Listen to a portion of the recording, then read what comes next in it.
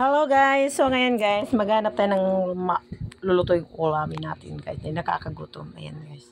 Ay ayaw ko yan, mukhang payat guys. At ito. Ay ayaw ko din, ay mukhang payat. Mukhang payat to guys. Ayaw ko to. Ay ito, mukhang matangkad to guys. Mukhang masarap tong lutuin. Ay kaso mukha siyang matapang, ayaw ko yan. Ito na lang guys. Maghanap tayo dito sa medyo maliliit. Ayan. Kaso mukha silang kawawa kasi mukhang mga bibi pa sila guys. Yan ang mga manok ni Kuya Jomar Mauring. Ayan guys. Yan. Ang dami niyang ano pala dito sa likod guys. Nandito kasi ako ngayon sa farm ni Jomar Mauring guys. Kaya, ang dami niyang manok dito. Oh, ayan. Ayan. Ayan pa, may isa pa, may palakad-lakad pa. Etong isa, gutom na gutom.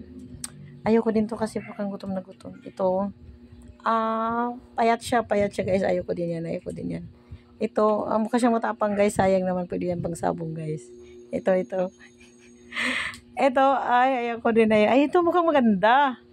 Mukha siyang malinis guys. Mukhang masarap siya tingnan.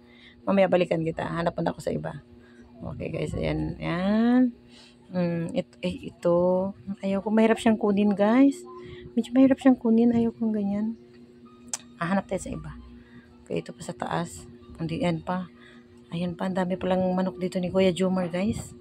Okay, ayan pa guys. May mga maliliit pa siya nakabukod to. Tsaka may isa dito nakabukod. Siguro sobrang tapang nito. Ayan, ayaw ko din yung kunin kasi mukhang matapang. Mukhang nakakatakot. And may babae dito nakalimlim. Babo ka siyang matapang guys. Alam ko na kung ano yung pipiliin ko guys. Yung gusto kong katayin. Ito.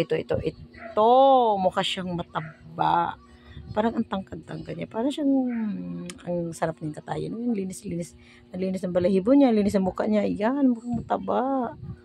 Yan yung gusto ko. Sige, kumain ka lang kasi mamaya kakatayin kita. Okay guys, mag-ready na tayo ng sangkap guys. Ayan, bumili na tayo ng papaya. So, ayan guys, kumukulo na siya. Malapit na maluto ang ating manok. Ang ingay ng bibi ng kapitbahay natin guys. Kaya na guys, kumukulo. Ang sarap yung humigop ng sabaw. Ayan na, kain na. Salamat sa panonood.